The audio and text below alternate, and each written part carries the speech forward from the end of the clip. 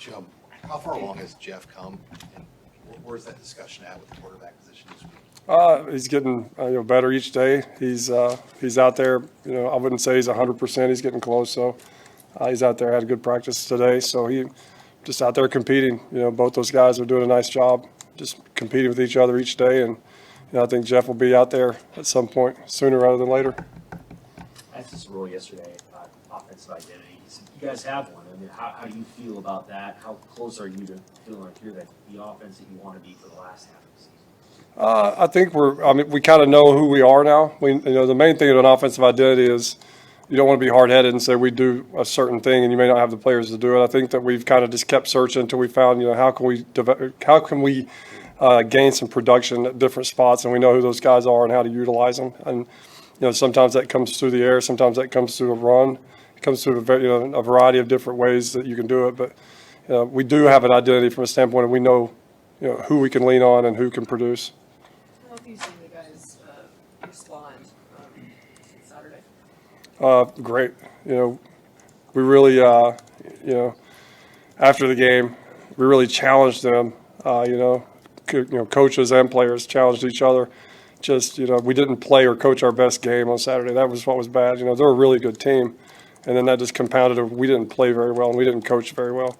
And so we came back, Sunday. Again, we don't ever want to be reactionary. That stinks, But I think that, we attacked it head on and really, peeled back what the issues were, and we're attacking them as coaches and players. It's a loss. Massa the other day, he saw some things in Heinrichs he wanted to see. What would you pick out from his game?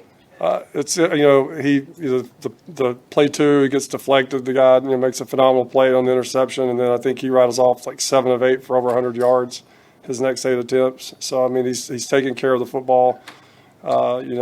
He's doing what he can with his legs whenever that opportunity arises. I think he just keeps getting more comfortable playing the position and being out there. Have you had a similar experience to this season in your career of losing your top 2 running backs, being depleted at the receiver, losing the starting quarterback after 2 games? Have you experienced? Yeah, my first year at South Carolina, I had our GA, graduate assistant, was doing the playbook, and we had to pull him out of the office to play quarterback. So nothing new. Whenever you start adventures and you come into a new program and you start to build it, it's not always easy, and you got to be creative in how you attack, daily challenges. So we don't really look at it as challenges as much as opportunities to improve and get better. Anthony had 6 carries. Anthony Grant. Was it a decision to get him out of the game when it got out of control? What was it? We had 48 plays, and 7 of those were 2-minute into half and into game. So you really only had, roughly 40 plays. So if you just do the percentages of touches, sometimes like Billy had, I think, 7 or 8 touches out of 40 plays. Anthony needs to continue to take care of the ball and do what he's been doing. And really, we're going to lean on him a lot these next, 5 or 6 games, how many ever we have left, to help us be productive in the run game. How much does Weeks know, at that running back spot, having just been there a few weeks? He's done a really nice job of, he's playing a lot more running back than receiver now. So, being in the meeting rooms with the running backs, learning protections, and he was in there on a couple protections the other day, which was good for him. I think he'll just keep growing and growing. As much as he can handle, we'll put him out there to see what he can do. What are the challenges or benefits to a short week from an offensive perspective? Well, you get back at it. You don't have to, walk around doom and gloom. You don't have time to do that. So you got to, as soon as that game's over, head down and just start working for the next game. It's going to get on us quick, which I think that's a good thing. Our guys are ready and had 2 really good days of practice and competition.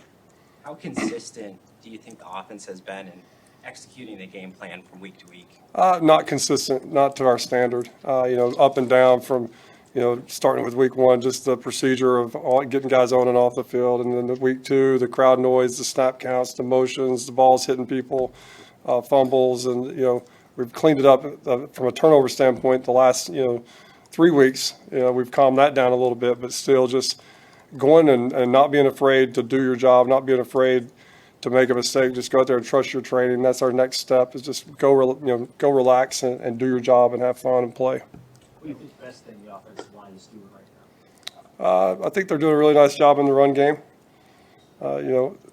people know we're going to run the football. So they're stacking boxes and blitzing and doing some different things, a lot of movements that they're having to, kind of go through each game and figure out, you got to go through a couple quarters before you figure out what the opponent's doing. And they do a really nice job of IDing that and getting it under control.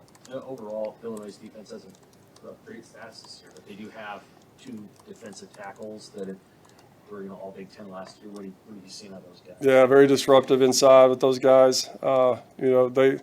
They're kind of like their head coach. I mean, they're built to be tough dudes, and they're going to hit you. They're going to run to the football.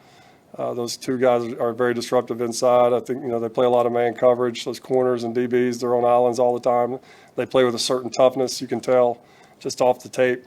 Just this is going to be a tough game, physical game. You guys have talked about some of the challenges that you had on the road that were different from being at home with noise and such at Colorado and Minnesota.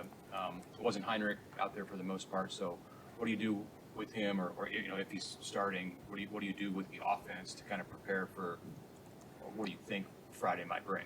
Just like today, Coach cranked up the crowd noise, just making sure that we're, and it's week 5, 6. We've been doing this together now.